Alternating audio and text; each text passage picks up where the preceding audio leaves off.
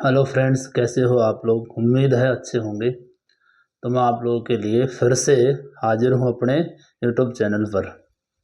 तो मैं आप लोगों के लिए इंटरेस्टिंग दो लाइनें पेश करता हूँ कि जो खेत हल चलाने से दुखी हो वो कभी अनाज पैदा नहीं कर सकता।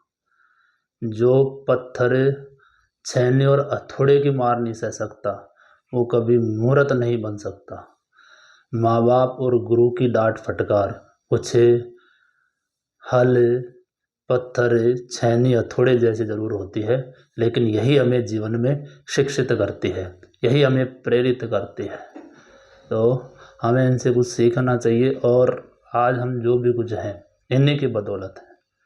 तो हमें इनकी डांट फटकार को एक इतने लेवल तक रखना चाहिए कि मानना चाहिए हमेशा, और जीवन में आगे बढ़ने का संदेश मिलता है यहाँ से। और शुरू करते हैं हम आज अपने नए फैक्ट के साथ त्रिभुज के बारे में।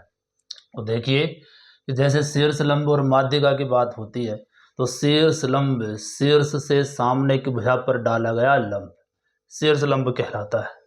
शीर्ष से सामने की भुजा पर डाला गया लंब शीर्ष लंब कहलाता है। जैसे मैंने लिख रखा है, ये एम एक शीर्ष लंब हो गया और माध्यिका हो गई एडी। एडी क्या हो गई? माध्यिका। माध्यिका का संबंध होता है शीर्ष से सम्मुख भुजा के मध्य बिंदु से। त्रिभुज की माध्यिका का संबंध होता है और शीर्ष से सामने की भुजा पर डाला गया लंब शीर्ष लंब कहलाता है। तो इसी प्रकार पहला फैक्ट है कि समबाहु त्रिभुज में माध्यिका और शीर्ष लंब समान होते हैं, दोनों एक ही होते हैं। जैसे मैंने एक समबाहु त्रिभुज बना रखा है, तीनों भुजाएं समान, ए बी बी सी और ए सी। तो माध्यिका और शीर्ष लंब इसमें एक ही होते हैं भाई, एक ही बिंदु पर आके मिलते हैं माध्यिका और शीर्ष लंब। तो ए डी माध्यिका भी है और ए डी शीर्ष लंब भी है। इसी प्रकार से बी ई माध्यिका भी है और बी ई शीर्ष लंब भी है। सी एफ माध्यिका भी है और सी एफ शीर्ष लंब भी है, क्योंकि मिड पॉइंट है, सब मध्य बिंदु है। किस त्रिभुज की बात हो रही है? समबाहु त्रिभुज। बाकी सब में अलग अलग देखने को मिलते हैं ऐसे। तो माध्यिकाएं अगला तो हो गई कि त्रिभुज की माध्यिकाएं और शीर्ष लंब इक्वल होते हैं, समान होते हैं। किस त्रिभुज में? समबाहु त्रिभुज में। और आप सब जानते हैं माध्यिका में तीन ही शीर्ष लंब होते हैं और तीन ही क्या होती है? माध्यिकाएं। माध्यिकाएं भी तीन ही होती है। तो इसी प्रकार से अगला फैक्ट देखिए, माध्यिकाएं एक त्रिभुज को इस प्रकार क्षेत्रफलों में क्या करती है? विभाजित करती है। तो त्रिभुज की माध्यिका ए डी इस बड़े त्रिभुज को दो बराबर क्षेत्रफलों में क्या कर देती है? विभाजित। जैसे मैंने लिखा है ए बी डी का क्षेत्रफल, ये ए बी डी का क्षेत्रफल और अगला है ए सी डी का क्षेत्रफल, दोनों बराबर है, बड़े के क्या है? आधे। तो ए बी डी का क्षेत्रफल ए सी डी का क्षेत्रफल बराबर है 1/2 ए बी सी का क्षेत्रफल। इसी प्रकार से आपको तीसरा फैक्ट दिखाई दे रहा है कि त्रिभुज में आप क्षेत्रफल से संबंधित बात करो और ये माध्यिका है भाई, ये वही माध्यिका है। तो त्रिभुज का जो क्षेत्रफल है वो छोटे जो एक माध्यिका त्रिभुज को बड़े त्रिभुज का क्षेत्रफल और छोटे त्रिभुज का क्षेत्रफल 2:1 में विभाजित करते हैं। मतलब बड़ा इस छोटे का क्या होगा? दुगुना, अर्थात दो भाग हो गए। ये बड़ा तो दुगुना है और छोटा एक गुना है। इसका मतलब बड़े का क्षेत्रफल 2 गुना होगा और छोटे का क्षेत्रफल 1 गुना होगा। इसी प्रकार इस माध्यिकाओं के द्वारा त्रिभुज के 6 भाग हो गए। यहाँ से 6 भाग हो गए, ऐसे कैसे? कितने भाग हो गए? 6। और 6 में बड़े का क्षेत्रफल, इस बड़े का क्षेत्रफल छोटा कोई सा भी उठा लो उसका कितना गुना होगा? 6 गुना होगा। कि बड़े का क्षेत्रफल छोटे का कितना होगा? 6 गुना। जैसे फॉर एग्जांपल इस ए जी ई का क्षेत्रफल मैं लिख दूँ 5 सेंटीमीटर वर्ग सेंटीमीटर। ऐसा लिखने के बाद पूछ ले तुमसे ए बी सी का क्षेत्रफल, तो ए बी सी का क्षेत्रफल पूछेगा कोई तुमसे, तो इस 5 का कितना गुना कर दो? 6। 5 6 30, 30 वर्ग सेंटीमीटर हो जाएगा। ऐसे वैसे कि यहाँ से कोई सा भी निकालो, एक दे दे बड़ा आ सकता है। किसके द्वारा?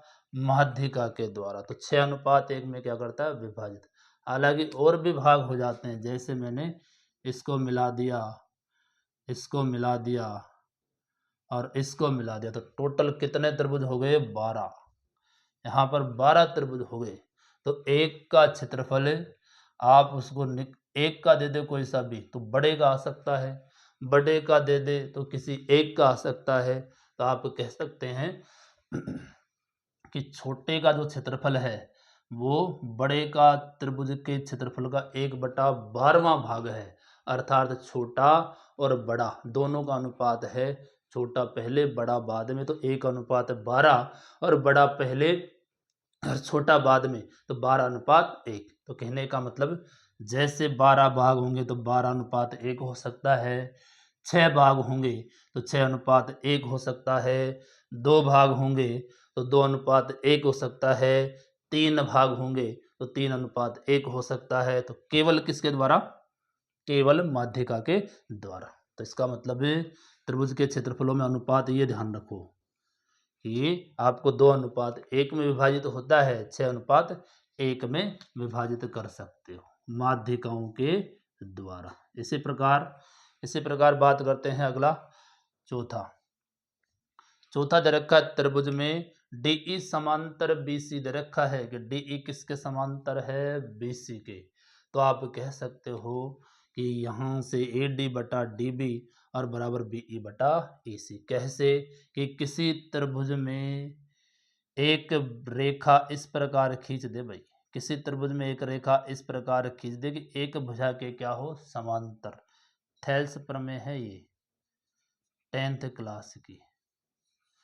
किसी त्रिभुज में एक रेखा इस प्रकार बनाई जाए कि एक भुजा के क्या हो, समांतर। ये DE खींची मैंने एक रेखा, किसके समांतर है, BC के। तो DE के द्वारा इस दोनों भुजाओं का क्या हो रहा है, एक ही अनुपात में विभाजन हो रहा है।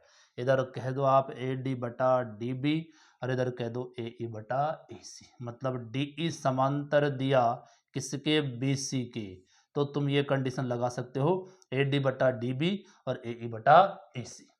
और तुम्हें विलोमता दे दिया ऐसे कैसे कि एक रेखा त्रिभुज की दो भुजाओं को एक ही अनुपात में क्या करती है, विभाजित। तो तुम कह सकते हो यहाँ से, तो आप कह सकते हैं कि वो रेखा है तीसरी भुजा के क्या है, समांतर है। अर्थात AD/DB बराबर BE/AC दिया है। तो आप कह सकते हो रेखा है DE किसके समांतर है, BC के समांतर है। यदि ये दिया तो ये अप्लाई कर दो, इसको दे रखा तो इसको लगा दो। तो इस प्रकार से आपका चौथा फैक्ट। ऐसे कैसे पांचवा देखते हैं, त्रिभुज में ABC में AD कोण A का समय द्विभाजक है। कि कोई सा त्रिभुज दे रखा है कि उसके अंदर एक कोण का कोई समद्विभाजक कर रखा है। तो AD किसका समान दो भागों में बांट रही है, A को समान दो भागों में बांट रही है। तो आप कह सकते हैं यहाँ से कि इसकी शेष दो भुजाएं, त्रिभुज की शेष दो भुजाओं का अनुपात और विभाजन और सम्मुख भुजा का अनुपात कैसा होता है, समान होता है। अर्थात किसी कोण का समय द्विभाजक किया जाता है तो कोण के सम्मुख भुजा का अनुपात और शेष दो भुजाओं का अनुपात इक्वल होता है, समान होता है। कब, जब किसी कोण का क्या हो, समय द्विभाजक। तो इसी प्रकार आगे इंटरेस्टिंग फैक्ट देखने के लिए बने रहे हमारे यूट्यूब चैनल अरविंद फुलवारिया पर। और इसी तरह आप अपना प्यार प्रेम देते रहिए। जय हिंद, जय भारत। मिलते हैं अगले वीडियो के साथ। जय हिंद।